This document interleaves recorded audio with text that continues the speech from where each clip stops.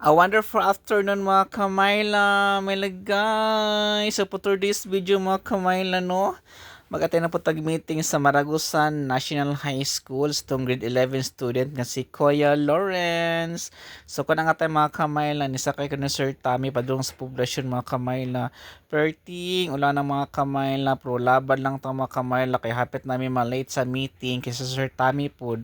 Mag-meeting po si mga estudyante, kaya ikan po siya tago mga kamayla, may lang gani, kaya nakasakay ko siya, pero mo lagi mga kamayla, nabasa-basa na kita mga kamayla, pero sige na lang laban yut, kaya wala man ang parent diri yut, kita ay mag-guardian yut, o diba, bonggang bongga, so naabot naman na sa sentro mga kamayla, naman sa poblasyon ana medyo na traffic lang gamay mo nang may kausad, so kung nga time naabot na ta sa eskwelahan na amis ko mga kamayla, natagbo ko pangita silang classroom mga kamayla, kay perting naghahanap estudyante, perting naghahanap classroom mga kamayla, kay first time nako bati nagbiting sa National High School, so may lang gani kay naturan ako ang room ni kuya. So kung nga tayo mga kamayla is naglagbok namin nga mga parent, mga guardian, kaya hapit na mag-start ang meeting. So after sa meeting, diretso na mag-ulit ni kuya mga kamayla, o diba? So congrats kuya sa grado, dagko po siya grado mga kamayla, as in amaze ko sa tag 1990 nga grado mga kamayla.